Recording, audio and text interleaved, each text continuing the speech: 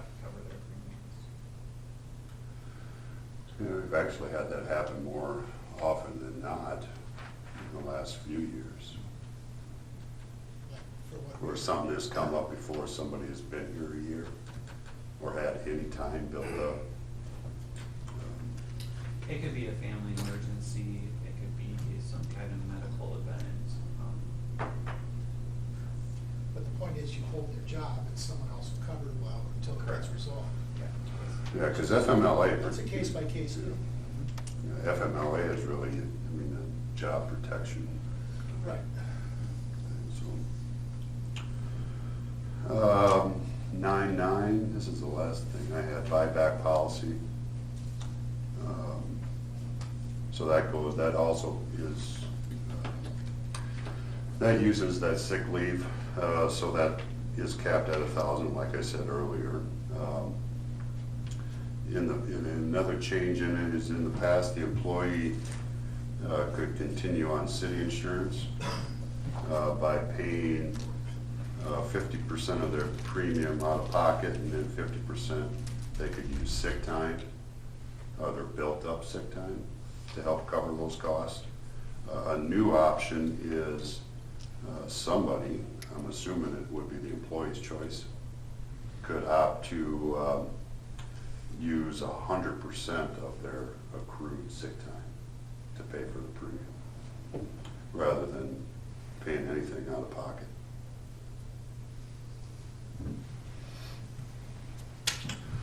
So this was, that's what I was going to cover today. This was a couple-month process, Jacob. Yeah.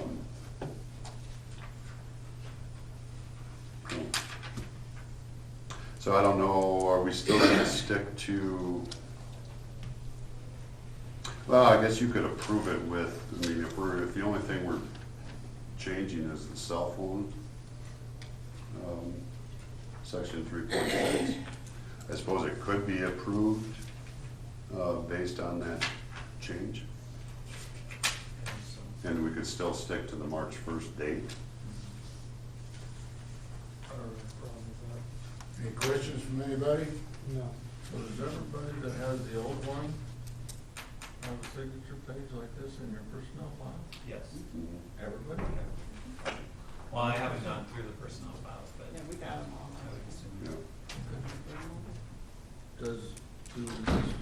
Do these 50 employees understand this when they're signing in? They don't have to agree, they just read it. Yeah, they don't have to have 100% agreement, they just have to acknowledge that they got it. Okay, that's what I was wondering, is that really, that's just the acknowledgement that they got it? Yeah. Hereby acknowledges receipt of the handbook. Right. Okay. This was bounced against the bargaining units agreement, and there's no conflicts there.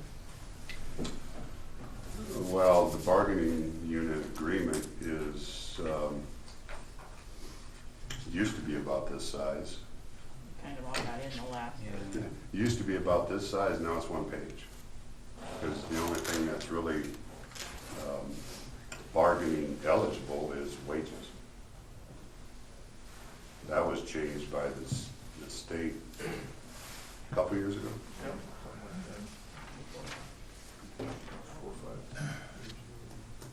So the statement that provisions of the bargaining agreement trumps this is irrelevant. Yeah. Where is that at? It's Oh. relevant, it In just the- doesn't have much about that. Thank You know, I mean, because that could always come up, Mike, I mean, because when it comes time to renegotiate the bargaining unit contract, both sides can mutually agree to open up any part of this and negotiate. you. Okay. We haven't the last two negotiations. We haven't. All we bargained was the wages. But a number of years ago, we did bargain sick leave, percentage for sick leave, percentage for retirement for sick leave, the percentage for health insurance, the percentage for non-health insurance, the number of days, first Tuesday of a month, you know, it's just, I mean, I know what you mean. we sometimes spend hours doing stuff in those times. And I'm gonna recommend that this become effective March 1st and not Mach 1st.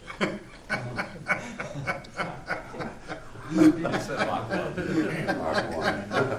The speed of sound. Two would be too fast. Anybody have any questions on that? So just for a point of clarification, your guys' motion should be to approve the updated employee handbook with the provision that no changes be made to the cell phone policy, if that's what you want. Reimbursement policy. Because there's some words in those that I think are a little bit different than our current cell phone policy, but the monetary part of it is not the same. Got that, Bill? I'd entertain a motion. I would so move. Second? So moved. Motion made and second to approve the updated employee handbook effective March, M-A-R-C-H, 1st, 2021. All those in favor say aye. Aye. Opposed? Motion carried. Okay, moving on. Discussion. Clerk? No, me first, Dick. That's right. Me first. Oh, I'm sorry. Don't say in a moment. We gotta back up here just a minute. Jason? All right. CWC, just to remind, I think I mentioned at the last council meeting, but tomorrow is the chamber coffee. Tomorrow morning at 9:30 for, up at the CWC, so YMCA. I'm sure iced coffee will be available. Yeah. Well, it's gonna be warmer tomorrow. So just a reminder on that, whoever wants to, if you want to attend up there. And then the other thing is the RAG discussion. I'll just give you a couple updates because a couple things have happened. Last Thursday, the 11th, we held a public safety committee meeting in this room along with the executive committee, the local RAG executive committee. And it was basically just an open discussion, really, a chance for people to comment and thoughts and those types of things. We left there kind of looking at two things. At that time, what you have before you, that overnight town agreement, we did not have. So the first milestone we were hoping to, or the first thing we wanted to see was that agreement. Once we had a chance to review that agreement, we would convene again, maybe in a larger group, because I think this time we were on to include our local advisory committee, which is above the executive committee. That's a separate group of another 8 people. So we received this agreement Friday around noon. Mike and I had some initial conversation over the phone on what it looked like. We were going to take this weekend to delve into it a little bit more. So we're going to have this. We have the agreement, which I don't think is, previously we didn't know what to expect of it. What is it going to be? Once we received it, it's not as scary as it could have been. I don't know why they decided after how many years to finally put all this stuff in writing, but they did. So you've all got a copy back to what came out of that public safety meeting. So I think Jessica is setting up that next meeting for next Tuesday, is where we'll need a bigger room, because there'll be more people. So we'll discuss it. We'll also at that time discuss the next planned RAGBRAI meeting from the group out of Des Moines, okay? That is this Thursday. And, those will become more frequent now that the announcement's been made. I don't know if they end up being weekly or every 2 weeks, but they do become more frequent. So the next scheduled one is this Thursday. Some of the items that are proposed to talk about is still planning the route. They're going to talk about this overnight town agreement. They'll give us an update on registration and an update on their COVID-19 plan and their outlook, and that outlook for July. So discussion will continue to happen. Other than that, I don't know if there's anything new, because we haven't had one of these RAGBRAI meetings with the main group.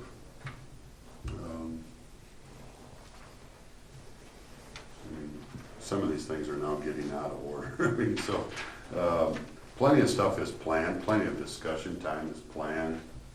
So I'll continue to update the rest of you. Steve and Ken, you guys will be probably invited to the next Tuesday meeting.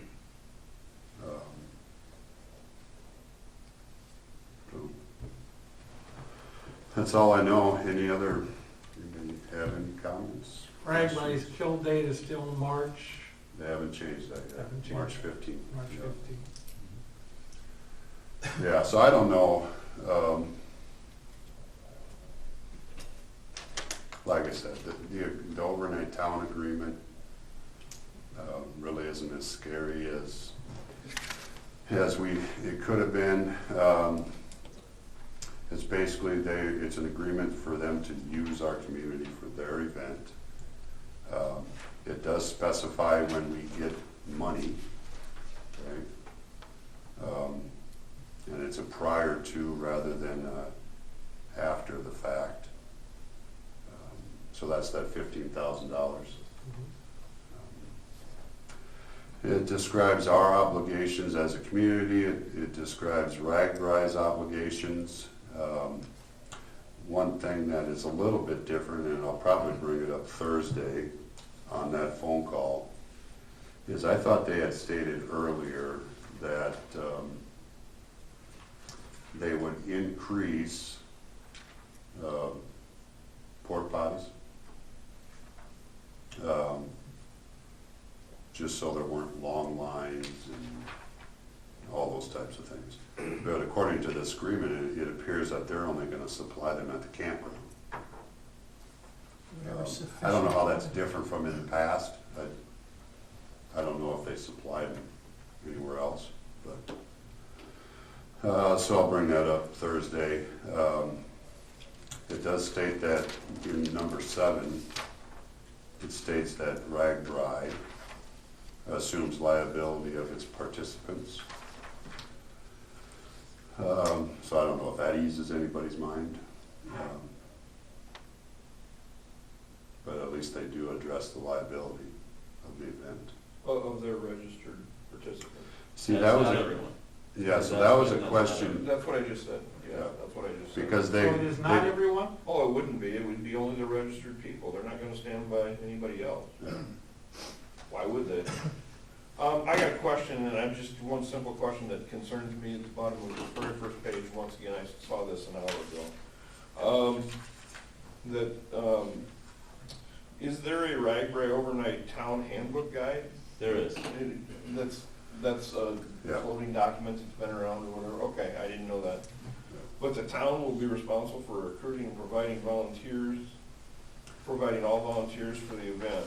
that's Whereas- different, that's that's different. different from what he has said on a phone call before. Okay, because that needs to be a commit, the RAGBRAI people, that, I don't know how that can fall in the city. Well, it has, here's what's changed, Clark. It always has fallen on the community to find volunteers. What's different, the way it's stated here is different than what I've heard on a Zoom call or on a phone Okay. call, is, and I think I said this last time here, that they were going to help assist communities on finding volunteers. And you will verify that on, Yeah, so that is different than what they have currently.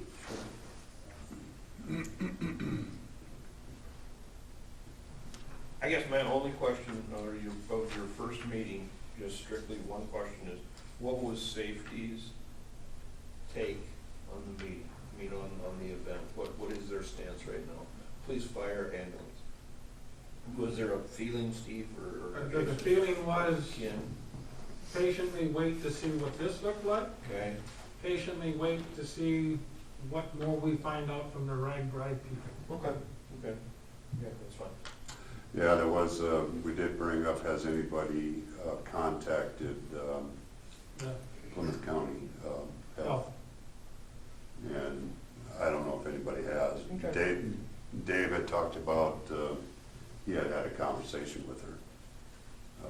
But I don't know if anybody on the executive committee or advisory committee or myself, I haven't, Okay. have reached out to her. The Fair Board was on the radio this morning saying they know that that's happening right before the Best Buy Day of Summer, I believe, was the report, right? That was, the Fair Board is going ahead right now like they're going to have a fair.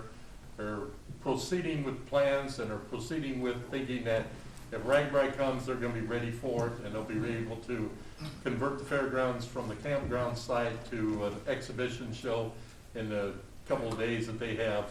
But they're making the assumption that there will be a RAGBRAI and that there will be a fair right now. How much of the 15,000 campers will be covered in be able to cover in something? I'm trying to picture that. 4,000, Jim? What? Isn't it 4,000? 15. Oh, no, it's, Where did I see 4,000? You saw Under 3,000 city cars obligations. parked in- Maybe that's what I was thinking, Yeah. maybe that's what I'm thinking. 15,000 camping spaces. Cars and recreation. I know the folks at our campground got swamped the weekend it was announced. Those are Yeah. gone. Town will Yeah, provide- camping is typically, that's something that the committee, there is a committee set up to deal with overnight camping. That's still to be addressed, because we don't know, other than we know that RAGBRAI has stated they don't want the in-home things to happen anymore. But that, in the past, we've allowed, I look back at the last time we had it, we've allowed people to camp in our parks.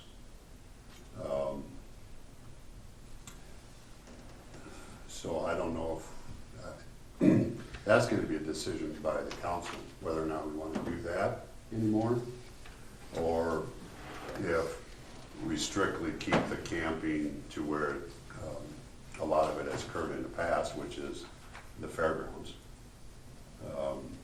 How many spots is that? I don't even. I can't picture it. Because, well, they put on, I know they put in a certain row or a couple rows of hookups for the jamboree thing, so I know it's Now they have more space now, because they did buy they that, bought that big area. that ground to the east. Yeah.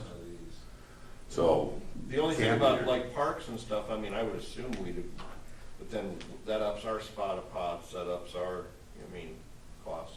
It's just. yeah, I don't know where we allow, I think it was just a general, we lifted the curfew. Oh, that you At our couldn't do parks? it, that you couldn't sleep there? Well, our 10 o'clock curfew we have at all Right. city parks. Right, We lifted that for RAGBRAI last time. okay. A lot of our larger parks have restrooms. Not all of them, but the larger ones do have restrooms. So you wouldn't really need porta potties, probably. But anyway, so we're kind of in that, like Dennis had just said. Public safety standpoint, do you have any thoughts or ideas? I'm sure you got. I spoke to the executive committee before, My concerns were don't change the plans from last year. Yeah. One large entertainment center downtown and keep the vast majority at the fairgrounds. We did not want things split up throughout the community where we had to split up our manpower or personnel. Now, parks, I don't think you're gonna stop people from pitching a tent in the parks. But they're not the 15,000 registered riders that they're talking about putting in the fairgrounds. I think we can absorb it. I think we can run this event. And let's just let them make the final decision on March 15 if it's safe to do or not. But as far as, we can handle it. And I talked to Fire Chief, I believe he can handle it. They're gonna have a unique situation this summer where they're making a transition, but I think this is doable. Good, thanks a lot. I knew you've been involved in a lot of the conversations, Kevin, and of course, part of it, somebody raised the point the other day that, as far as where we go from here, a lot of this was planned as of last year, right? Right. The routes you were gonna take and everything else. We want that to stay the same. So And it was brought up at the meeting, the public safety meeting, just continue to plan what you had. Right. Because they've already planned it. Yeah, so we're really at the same, I don't want to say we, I mean, well, we are. We're at the same stages like Dennis just said, where the fair is at, really is. You plan for the event knowing that things can change. But it looks like right now, if they do go ahead with it, we'll work around it, work with them and work around it, right? And be able to handle it I think so. at this stage. I mean, there's probably more questions coming, but. Okay, real good. Anything else on the rag buy?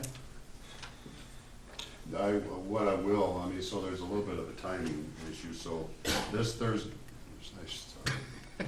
this Thursday is a meeting, so if any revelations come out of that, I mean, I can give you guys all updates before the March 2nd council meeting. What time's that Thursday meeting? I believe it's noon, starts at 12. And then when's the next one?